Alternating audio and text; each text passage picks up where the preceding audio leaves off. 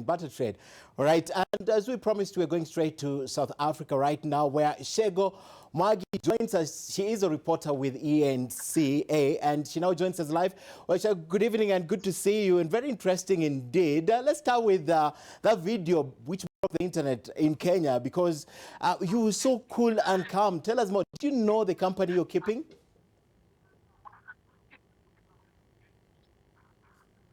Hi, Ken. Good evening. I'm struggling to hear you quite a bit there. But if we do start with that video, I mean, that video went viral, of course, with the guy that was trying to take a selfie of me while I was reporting. And I must say that I did not feel threatened at any point. I had been in the area for quite some time and speaking to the foreign nationals in JP Town, and they really just were very friendly people, giving me good information about what was happening in their area. And so when that man just came up and started taking the photo, I was kind of distracted during my crossing, but that was about it. I honestly must say that I did not feel threatened at all. All right, very interesting indeed. I doubt if I would have done the same thing. I think I would have taken off running. But let me ask the fundamental question, because a lot of people watching you tonight are wondering what exactly is happening in South Africa with our African brothers and sisters.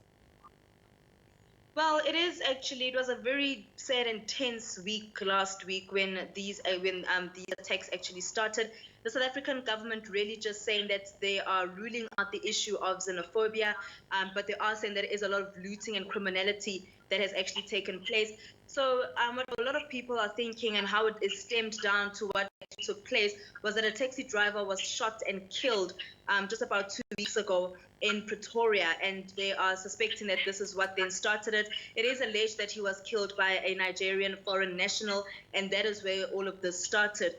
So following that particular shooting and the death of this taxi driver, then things somehow kind of spiraled out of control, if we could actually say it like that, where we saw numerous attacks actually taking place on foreign-owned shops and a lot of looting that also took place. But as I mentioned, the South African government really just calling for calm, the police also getting to the scene as quickly as they possibly can, and really just urging people to ensure that they are safe.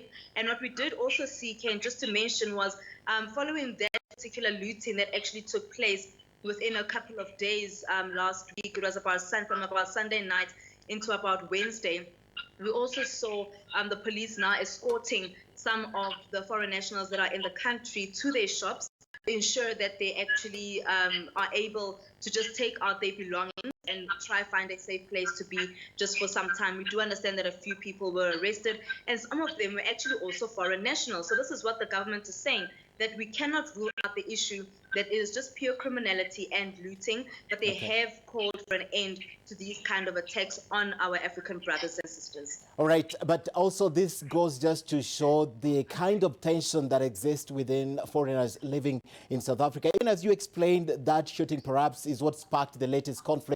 But this is not the first time we hear about xenophobia in South Africa. Absolutely, Ken.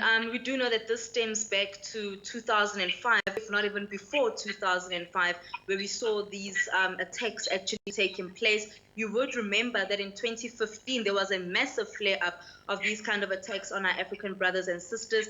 And it then spiraled out of control once again last year, just in 2018, when the flare-ups once again started up. And then we've seen these particular attacks this particular week and the past couple of weeks, really, in South Africa. And these actually they're limited to certain areas, Ken, just to also mention. So I am currently in Johannesburg, and they started off in Pretoria, where we saw the unhappiness from taxi drivers concerning the death of one of their own. And then it spiraled out of control, moving to Johannesburg CBD. But of course, Pretoria not ruled out of that as well. But the Johannesburg CBD was largely affected again by these particular attacks that actually took place. And then we also saw attacks, very interestingly, in the East Rand area, which we call Ekurhuleni here in Gauteng. And then I am being told as well that in Cape Town, there's also been quite a bit of looting that has taken place. So they are quite sporadic.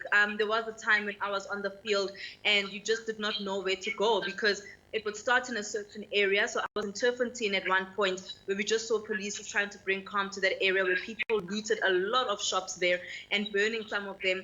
then they just tried to bring calm there. Then they had to move to another area because something had sparked out of control there. So it really does have a history, these kind of attacks on foreign national owned shops. But it also, we do know that government has been trying to get out the illicit, what do we call it, the illicit stuff that is being sold by some of the foreign nationals here in the country, and they're trying to do that with police interference, of course, with the help of the police. So there's a lot that has really been happening, and as I mentioned, I mean, this starts from about 2005, if not even before 2005, but the big flare-up really taking place 2015, 2018, and now this year as well. All right, and definitely we are looking at the numbers. Official numbers, you may correct me if I'm wrong, is about 12, right? And Yes, probably tell us who are the most affected. Which group of people are the most affected? Because even Kenyans who have families in South Africa are really worried. So out of the 12, perhaps tell us who are most affected per country, that is. Interestingly, with the people that have died, we are told that majority of those are actually South African nationals that have actually passed away. So it is quite interesting, and this also then just stems back to what the South African government is saying, that these cannot be xenophobic attacks if we've got a majority of South Africans that have actually died from these attacks and what has taken place within the country. So that is what we are being told. We do know that about 400, if not more, people, plus 400 or so people were actually arrested since the beginning of this month following these particular attacks. So it's really just a way that the government is trying to deal with what is happening. And I read an article earlier where one of the reporters, one of the journalists, was actually just saying that they actually, the government does not really necessarily have a plan to what has actually taken place, because they keep being reactive when something happens. As I mentioned, when something burns somewhere in the Joburg CBD, that's when they then decide that they that the police have to go there and stop what is taking place then. So there's never a time where they know for sure where anything is going to happen. All right, and before I let you go, the president has spoken against this. Julius Malema, who's also popular in this country, has spoken against this. And I'm just wondering, has this sentiment gone to quieten or just calm everything that is happening on the streets? And is there hope for the foreign nationals in South Africa right now?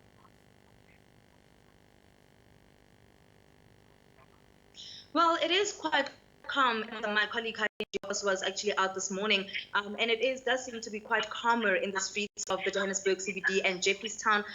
We do understand, as you mentioned, that President Cyril Ramaphosa has spoken out against what has taken place in the past couple of weeks. I also understand that tomorrow the president himself and the Secretary General of the ANC, the ruling party here in South Africa, they will be addressing media on the outcomes of the top 6 meeting. However, they will also be touching on the issues that have taken place around the looting and what we can think we might get attacks. We also understand that the Justice, Crime, Prevention and Security Cluster ministers will also be holding a briefing tomorrow following these recent incidents. And also the main opposition party in South Africa, the Democratic Alliance, the leader of that party, Mmusi Maimane, and his leadership will also be holding a press briefing on their intervention suggestions as to what should actually take place. Calm has been restored, but we do know that the calm does get restored, and then after about a few more days or so, it starts flaring up out of nowhere, really. So we're hoping that it stays like that until we get a way forward, really, from the government. All right, thank you very much. And just back, one more question. How difficult is it for you, just in 30 seconds, as journalist in South Africa covering this? Just a last question.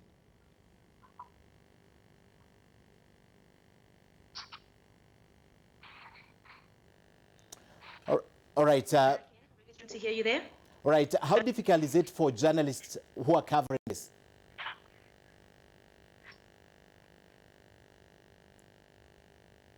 Just repeat that for me, please. All right.